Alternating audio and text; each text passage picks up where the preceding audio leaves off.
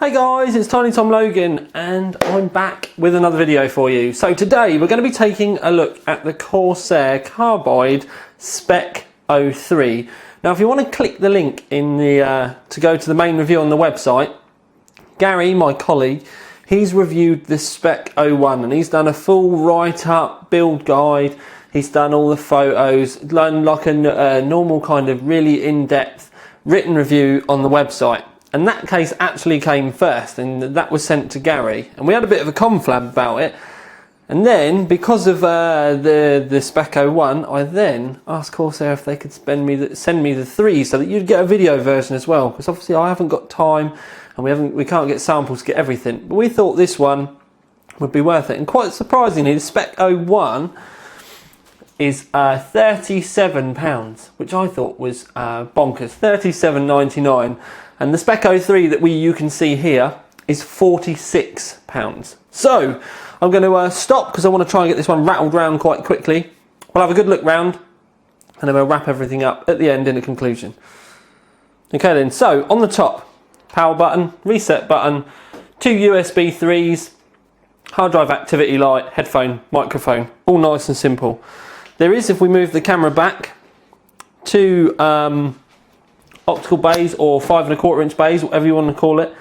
And then there's quite an aggressive design to the front, and a few people on the Tiny Tom Logan page have kind of penned this as being the Bane case.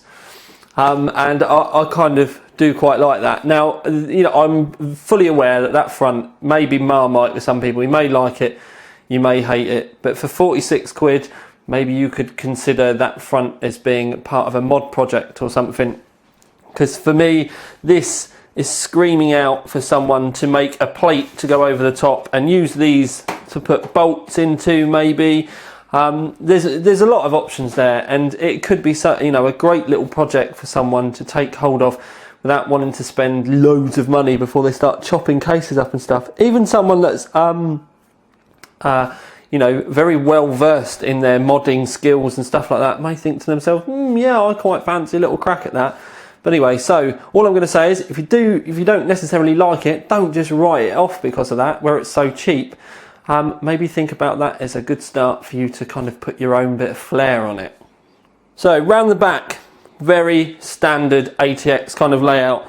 Obviously we've got the I/O bay here. You can see how close that is to the top of the case as well. 120mm fan in the back. You've got 7 expansion slots or PCI slots, a couple of external water cooling grommets, and then your power supply in the bottom. And there is no easily removable mesh or anything here, you know, like some of the slidey trays. I'll show you in the bottom because there is still a dust filter there. The screws for the side panels, while we're here, you can unscrew them, but they kind of stay in the doors as well. Which is kind of handy because it means that you're not going to use them. You can still remove the doors and stuff, so that's all nice and easy. That's something Corsair have been doing for a little while. So you've got that. Power supply can go either way round if you want as well. But what we're going to do is I'm going to show you the bottom now, so I can show you that filter. So bottom of the case, see the 4 case feet there, and this is something that's slightly different to the Spec 01, as you have got the option of another mount here.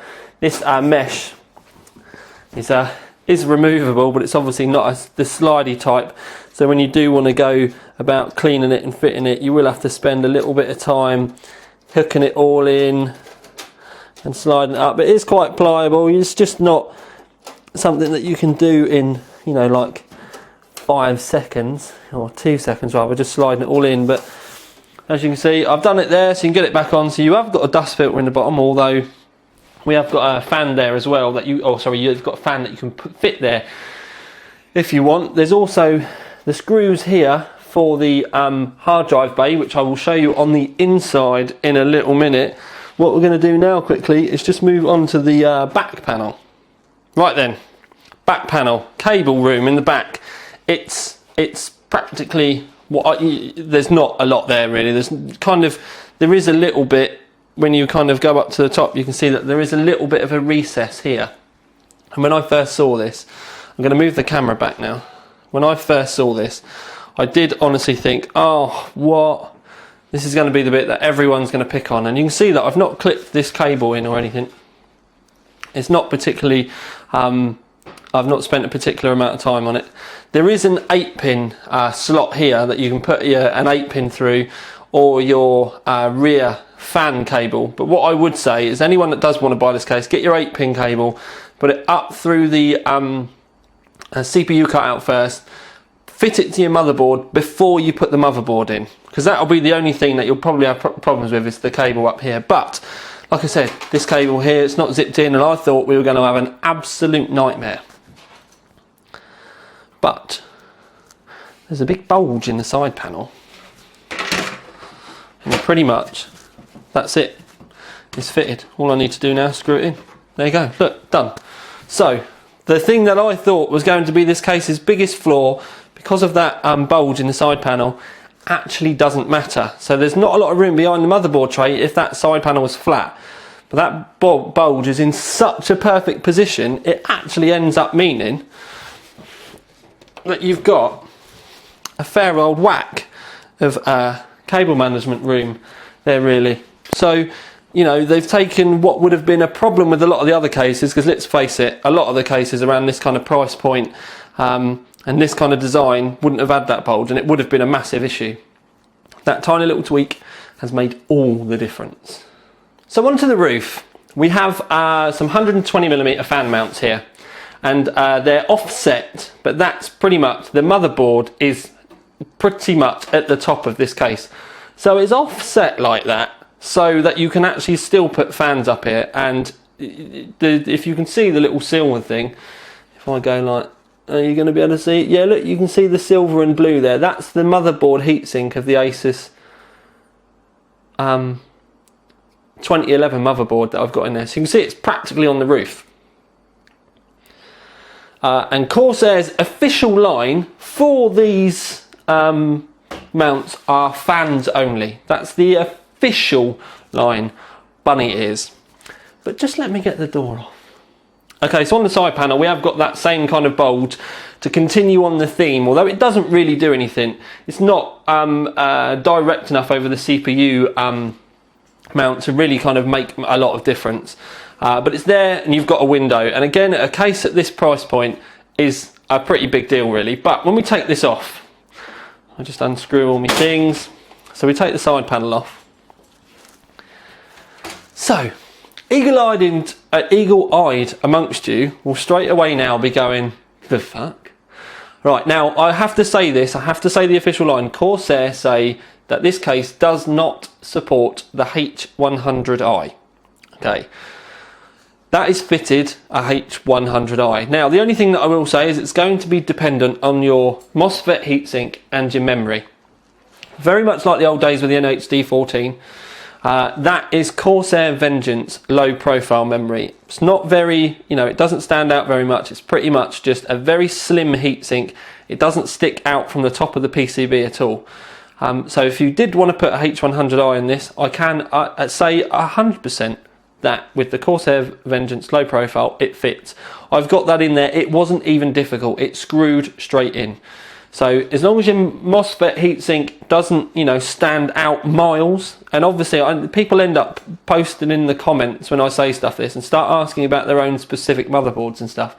I'm really sorry, guys, but it's just we can never answer anything like that. It's just one of those ones that you're going to have to either take a bit of a punt on it or kind of Google around, because this motherboard that I'm using is the P9 X79 Pro.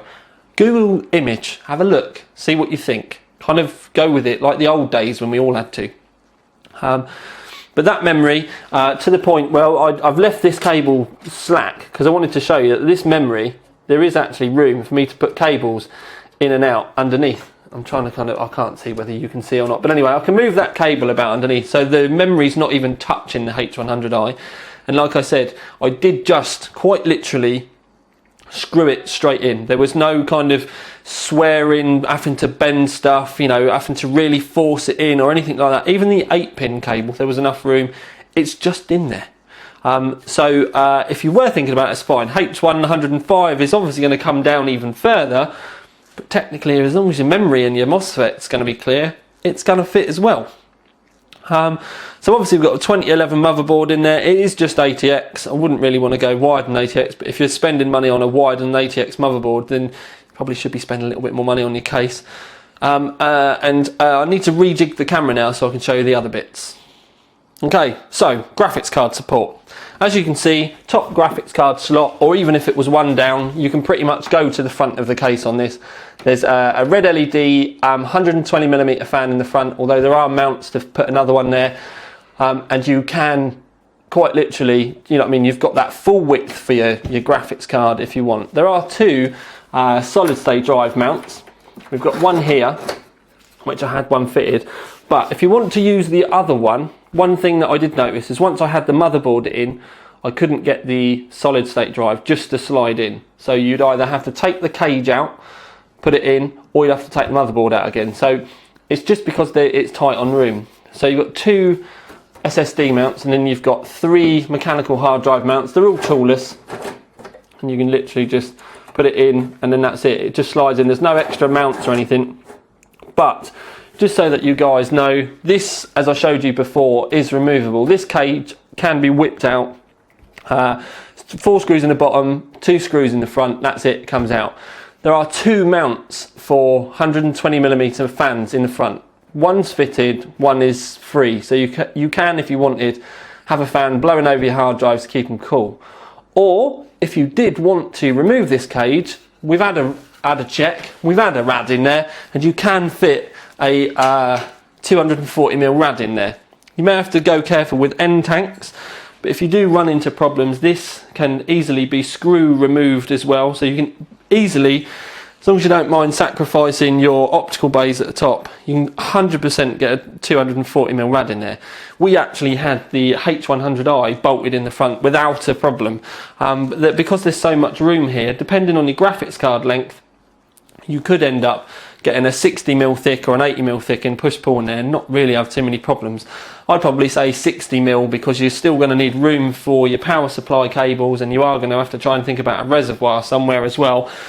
So technically you could get a 60mm thick in the front, a 30mm thick in the roof, and do you know what I mean? This case is still £46. The only thing that I've not really mentioned to you is the Pci brackets at the back are removable. A lot of cases this cheap, you kind of have to snap them off, but they're normal Corsair removable ones. And when you do get the case from standard, the roof does come with some dust filtering mesh as well. Now I just removed this when I put the H100 in, because I always have my H100 pushing air out like you should. But anyway, so there you go. I don't want to rabble on too much, so let's move on to a conclusion. Okay then peeps, so on to a conclusion, and we'll start off with the awards, and then we'll kind of explain why, but it don't really need to. We're going to give it the Gold Award and the Value for Money Award. Now, the Spec 03, which I reviewed here today, is 46 quid. The one that Gary reviewed, slightly different, very minor differences, is 37.99, so we'll call it 38 quid. So 6 quid between them. And for that, you can get your ATX motherboard in. You can fit a H100i in the roof, as long as you're careful with your RAM heights. So we'll kind of say standard RAM heights, anything, you know, any type of heatsink above the top, it's not going to fit. But that's just the H100i in the roof. If you just wanted fans in the roof, you wouldn't really have to worry at all. You can still put the H100i in the front if you wanted and have it sucking cold air from outside and blowing in towards your case. You just need to remove the hard drive cage and kind of think around that. You can get a 240mm radiator in the front. You can obviously get a 240mm rad in the roof. Long power supplies, long graphics cards, and yet again, as I said, it's only 46 quid. So there's cable management round the back. I mean, the thing is I know people are going to be a bit marmite about the looks, but like I said, maybe kind of think about that as a way that you could use this as a project case. Also, I know a lot of people are going to go, oh, well, it doesn't have this, it doesn't have this, and what about that, and what about that? It's 46 quid. It wasn't that long ago. Case, just, you know, to be able to read this spec list, side panel window, 240mm rad in the roof, 240mm rad in the front. Jesus Christ, that's the spec that the standard bloody Trooper and Striker, I use a Striker, that's what that case technically had out the box. And that's huge. This is tiny, it's small, it's cheap. it's brilliant.